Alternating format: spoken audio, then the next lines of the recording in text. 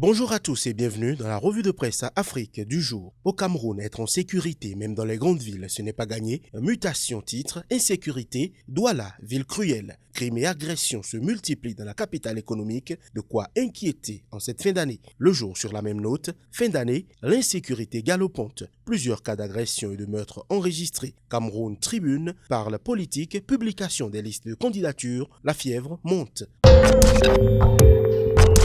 En Côte d'Ivoire, le Patriote relaie une interview en manchette. Amédée Kouakou, à propos du meeting du RHDP, Yamoussoukro sera inondé. Nous allons montrer qu'en 2020, il n'y aura rien. Le nouveau réveil à présent menace de modification de la Constitution. L'opposition se déchaîne et cogne Ouattara. Le jour plus, dernier anniversaire de la mort d'Oufouet, avant la présidentielle de 2020, l'appel vérité de Jacob Ediemou à Bédié, Ouattara. Grogne syndicale avec le sursaut, couverture maladie universelle CMU, la grosse colère des fonctionnaires.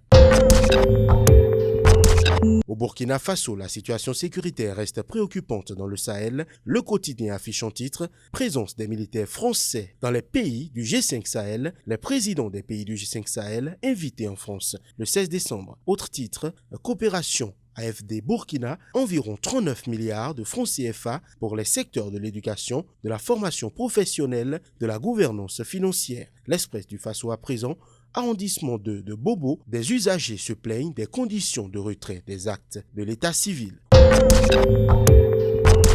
Au Togo, Liberté croit savoir. Et titre, le Togo, comme il va, chronique des insurrections armées, coup d'État à la togolaise. Et puis satisfaction des critères internationaux au détriment de la population, la belle hypocrisie de Fort Yassingbe à Dakar. Mais pour Togo Matin, un développement durable et d'être soutenable, l'opinion qu'on a Fort Yassingbe a séduit à Dakar et puis présidentielle 2020, la NJSPF invite Fort Yassingbe à se présenter.